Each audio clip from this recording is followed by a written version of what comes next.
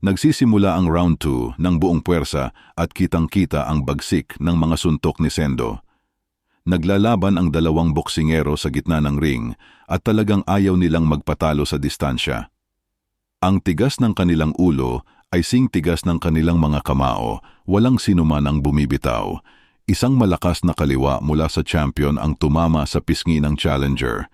Pero kahit tinamaan, tuloy pa rin ang challenger, walang takot na sumusulong. Hajime no Ippo 1499 sinking his teeth in. Grabe ang bakbakan sa ring. Kitang-kita ang tensyon at ang bagsik ng bawat suntok. Sa eksenang ito, isang malakas na atake ang pinakawalan ni Sendo na nagpakita ng kanyang pambihirang lakas at determinasyon. Sa kabila ng pagtatangka ni Ricardo na harangin ang suntok, ang massive blow ni Sendo ay tumama ng buong puwersa na nagdulot ng matinding impact at tila yumanig sa buong arena. Ang mga nasa paligid ng ring ay nagulantang sa lakas ng suntok. Naririnig ang hiyawan ng mga tagahanga na sumisigaw, nagpapahiwatig ng kanilang matinding suporta at pagnanais na makita si Sendo na dominahin ang laban. Maging sina Takamura at Date ay napahanga. Ang eksenang ito ay nagpapakita ng brutalidad at intensity ng kanilang laban kung saan ang bawat suntok ay may bigat at posibleng maging game changer. Sa panel na ito ay makikita ang matinding bakbakan sa boxing ring. Ang Tiger ay nagpakawala ng sunod-sunod na malalakas na suntok at bawat tirada ay tumutunog sa impact. Sa gitna ng laban, maririnig ang hiyawan ng mga manonood na nagbibigay suporta. Ipinapakita rin ang determinasyon ni Sendo sa gitna ng laban. Ang buong pahina ay naglalarawan ng aksyon at tensyon sa loob ng boxing ring kasama ang suporta ng mga tagahanga. Sa gitna ng mainit na bakbakan, patuloy ang pag-atake ni Sendo gamit ang kanyang malalakas na suntok na tila hirap pigilan ng champion. Sa kabila ng matinding pag-atake, nananatiling matatag ang depensa ng champion, partikular ang kanyang kanang guard. Ang mga naunang kaliwa ng champion ay hindi sapat upang pigilan si Sendo. Ang ngipin ng tigre ay talagang nakakapanindig balahibo at ang bawat pagtama ng mga suntok na ito ay may kakayahang magdulot ng matinding pinsala. Nag-aalab ang tensyon sa boxing ring habang patuloy ang matinding bakbakan. Ang mga manonood ay hindi na mapakali at sumisigaw, ang audience ay nakikisabay sa tindi ng aksyon. Nabanggit nila Ippo at Miyata na makikita si Sendo na tila nagiinit na ang makina at patuloy sa paghahagis ng mas marami pang suntok. Ramdam na ramdam ni Ricardo ang bigat ng bawat atake. Iniisip niya na ang pressure, ang mga impact, ang mga suntok na ito ay dudurog sa akin kahit pa sa aking depensa.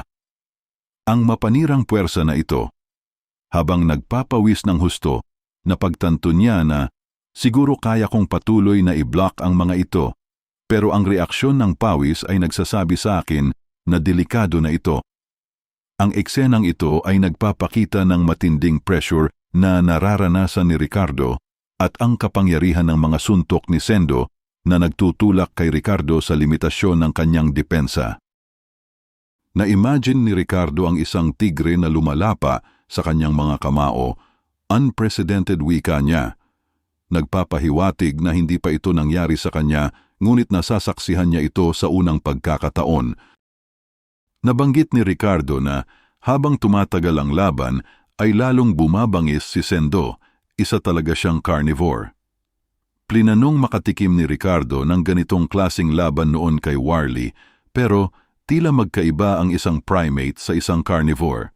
Nagsimula ng umiwas sa punch-out si Ricardo na ikinagulat ng mga manonood. May ibang nagtatanong kung natatakot na ba si Ricardo, ang ilan naman ay nag-cheer kay Sendo. Nabanggit ni Ricardo na kahit parehong wild ang estilo ni Warlley at Sendo ay napakalaki ng agwat nila. Ang buong panel ay nagpapakita ng determinasyon at ang animalistic side ni Sendo na likas sa kanya sa loob ng ring na sinasalamin ng imahe ng tigre na tila anino niya. Nag-iinit na ulit si Sendo at nagpapakawala ng sunod-sunod na mga suntok ngunit nakakaiwas si Ricardo sa ibaba. Ang crowd ay nagbubunyi at sumisigaw ng suporta, lalo na kay Sendo. Ito ay nagpapahiwatig ng kritikal na sandali sa laban kung saan may malaking pag-asa ang mga manonood para sa kanyang panalo. Nabanggit ni Ipo at Miyata na mas malaki ang tsansang makatama kung sunod-sunod ang atake at inudyok pa lalo si Sendo na ipagpatuloy niya ang opensa.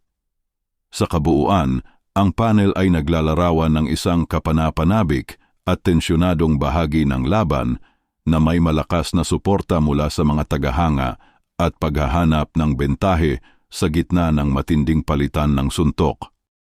Ngunit sa likod ng opensa ni Sendo ay nakakahanap pa rin ng tiyempo ang champion upang magbato ng kaliwang jab. Naisip ni Ricardo ang sinabi ni Bill noong nakaraan na palitan na niya ang latigo at gamitin ang baril. At sa palitan ng mga suntok, mga kaliwa pa rin ni Ricardo ang tumatama na tila ba nagplaplano na nga ito na gumawa ng aksyon. At sa huling panel ay may itim na figura ang gumagamit ng baril at pinindot ang gatilyo at dito na nagtatapos ang chapter mga kaibigan. Ano kaya ang ibig sabihin ng paggamit ng baril ni Ricardo? Isang counter kaya, gagamit na rin ng kanan o di kaya parehong brutalidad na ipinakita niya kay AJ Date noong mismong round 2 ng kanilang laban? Ngunit bago tayo magtapos, ay shoutout muna sa ating mga viewers. Patuloy lang pong mag-comment sa ating mga videos at may chance itong maisama sa susunod nating content. Also update ulit guys, medyo malakas yung tama ng bagyo sa lugar namin at as of now down pa rin ang kuryente at internet, kaya magiging madalang po ang upload kung matagal pa itong maaayos. Take care po muna sa ngayon and God bless.